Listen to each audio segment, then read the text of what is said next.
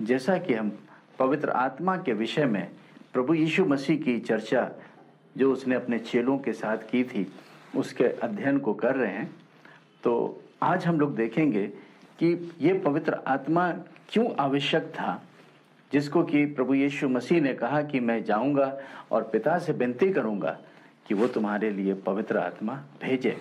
इसका जवाब हमें मिलता है यूहन्ना 14 के 15 पद में, जहां इस प्रकार लिखा हुआ है, यदि तुम मुझसे प्रेम रखते हो तो मेरी आज्ञाओं को मानोगे। तो प्रभु यीशु मसीह अपने चेलों से आगे आने वाले विधान यानी कि न्यू कवेनेंट में, नई व्यवस्था में उस बड़ी आज्ञा के बारे में चर्चा कर रहे हैं जो कि प्रेम की आज्ञा है। मत्ती रचित सुसमाचार उसके 22 अध्याय में अगर हम लोग जाएं और उसके 37 पद से देखेंगे कि ये प्रेम जो 10 आज्ञाओं को प्रभु यीशु मसीह ने के समराइज करके 2 मुख्य आज्ञाओं को बताया, और ये आज्ञा का आधार है प्रेम। यहाँ पे यीशु मसीह के पास बहुत से फरीसी व्यवस्थापक आकर के यीशु मसीह से सवाल पूछते हैं कि हे गुरु, व्यवस्था में कौन सी आज्ञा बड़ी है? यीशु मसीह ने उनसे कहा, तू परमेश्वर अपने प्रभु से अपने सारे मन और अपने सारे प्राण और अपने सारी बुद्धि के साथ प्रेम रख। बड़ी और मुख्य आज्ञा तो यही है, और उसी के समान यह दूसरी भी कि तू अपने पड़ोसी से अपने समान प्रेम रख। तो प्रभु यीशु मसीह अपने चेलों को ये आज्ञा दे रहे हैं कि अगर तुम मुझसे प्रेम करते हो तो तुम्हें परमेश्वर से प्रेम करना होगा और अपने साथियों से भी प्रेम करना होगा। तो ये चेले कैसे प्रेम कर सकते हैं?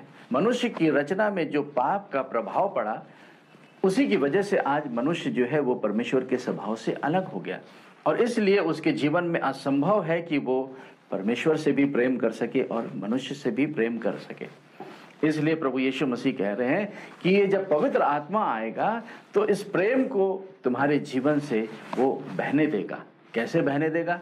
रोमियो के 5वें अध्याय के 5वें पद में लिखा हुआ है कि परमेश्वर का प्रेम पवित्र आत्मा के द्वारा तुम्हारे हृदयों में डाला जाता है।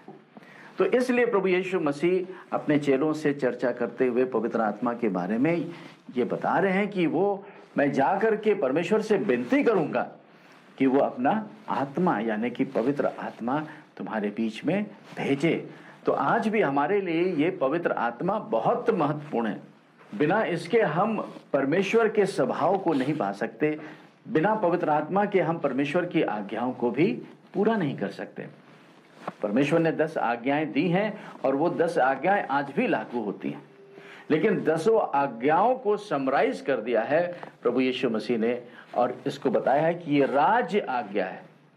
याकूब के 2 अध्याय के 8वें पद में लिखा हुआ है कि ये परमेश्वर ने अपने राज्य की आज्ञा दी है। हम सब कुछ तोड़ सकते हैं लेकिन राज्य की आज्ञा नहीं तोड़ सकते। और ये राज्य आज्ञा यानी कि हम प्रेम कैसे कर सकें? बिना पवित्र आत्मा के द्वारा हम प्रेम नहीं कर सकते।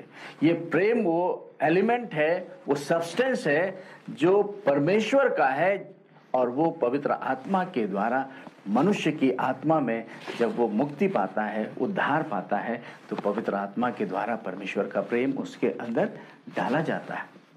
इसलिए पवित्र आत्मा की चर्चा करते हुए प्रभु यीशु मसीह बता रहे हैं ये बहुत महत्वपूर्ण है तुम्हारे लिए, और इसीलिए मैं जाके परमेश्वर पिता से विनती करूंगा कि वो तुम्हारे लिए अपना आत्मा भेजे, जो तुम्हारे अंदर रहेगा, हर समय तुम्हारे अंदर रहेगा।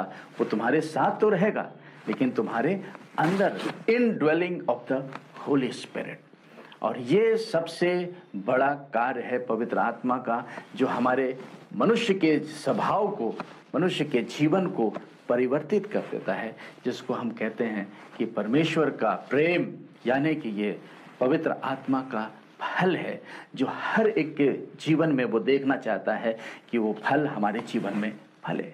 यीशु मसीह ने कहा कि मैं दाखलता हूं, तुम डालियां हो, यानी कि मेरा जीवन जो है वो पवित्र आत्मा के द्वारा तुम्हारे अंदर फलना चाहिए।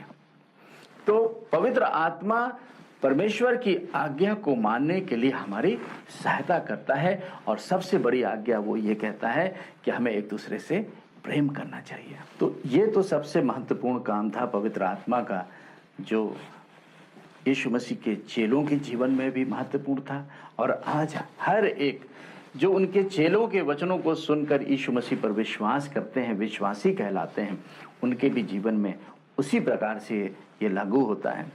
इसके बाद पवित्र आत्मा के लिए यीशु मसीह जो चर्चा कर रहे हैं उसमें ये बता रहे हैं कि मैं विनती क्यों करूंगा।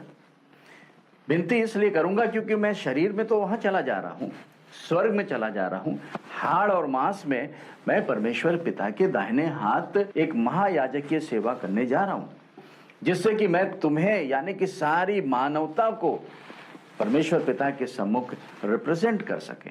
तो सारी मानवता का आज प्रतिनिधित्व परमेश्वर पिता के सामने उस स्वर्गीय स्थान में यीशु मसीह हमारे और आपके लिए कर रहे हैं।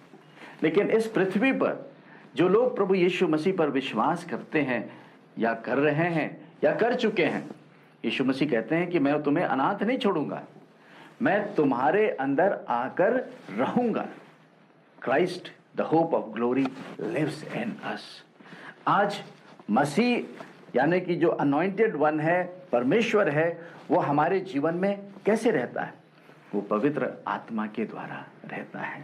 वो महिमा जो परमेश्वर की आदम के जीवन से अलग हो गई थी, पवित्र आत्मा उस मसीह की महिमा को फिर से हमारे अंदर रिस्टोर कर लेता है। यानी कि पिता, पुत्र और पवित्र आत्मा हमारे आत्मा के अंदर आकर के रहते हैं और हमारे साथ संगति करते हैं। तो पवित्र आत्मा का बहुत ही महत्वपूर्ण कार्य है आज के इस युग में। यदि आप पवित्र आत्मा से भाग रहे हैं, पवित्र आत्मा से भय खा रहे हैं, तो आप यीशु मसीह को नहीं जान सकते। बिना पवित्र आत्मा के हम यीशु मसीह के पास नहीं आ सकते, क्योंकि पवित्र आत्मा परमेश्वर है जो हमारी आत्मा में आकर के रहता है। वो कहता है he will dwell in you, he will be in you. In you means he will live, he will indwell in our spirit. God is a spirit and we are also a spirit being. So Holy Spirit lives in our spirit. ये चर्चा प्रभु यीशु मसीह अपने मृत्यु से पहले अपने चेलों को बता रहे थे कि देखो ये पवित्र आत्मा कितना महत्वपूर्ण है। तो क्या आज हमारे और आपके लिए वो पवित्र आत्मा की आवश्यकता नहीं है? उनसे ज्यादा कहीं हमें और आपको पवित्र आत्मा की आवश्यकता है, और ये पवित्र आत्मा अवेलेबल है। आज ये पवित्र आत्मा उंडेल दिया गया है और हर एक जो यीशु मसीह पर विश्वास करता है वो एलिजिबल है। तो आगे हम लोग फिर देखेंगे कि यीशु मसीह इस पवित्र आत्मा परमेश्वर के बारे में इसी यूहन्ना के 14 अध्याय के आगे क्या कह रहे हैं। यदि आप अपने जीवन में दुखी हैं, परेशान हैं, यीशु मसीह एक मार्ग है, सत्य है। अगर आप यीशु मसीह को अपने जीवन पे उद्धारकर्ता, मुक्तिदाता करके ग्रहण करेंगे तो वो पवित्र आत्मा आपकी आकर सहायता करेगा। अगर आप बीमार और रोगी हैं तो प्रभु यीशु मसीह आपको भला और चंगा करेगा। हम प्रभु यीशु मसीह के नाम से हर एक बीमारी, रोग, हर एक श्राप, हर एक दुष्टता की आत्मिक सेनाएं जो आपके विरोध में काम करती हैं, प्रभु यीशु मसीह के सामर्थ्य नाम से हम अपने दर्शकों के जीवन पे से तोड़ते हैं और ये प्रार्थना करते हैं कि प्रभु यीशु मसीह के क्रूस का प्रकाशन इनके जीवनों पे पड़े और ये उस उद्धार, मुक्ति और अनंत काल के आनंद को पा सके। जय यीशु, जय भारत।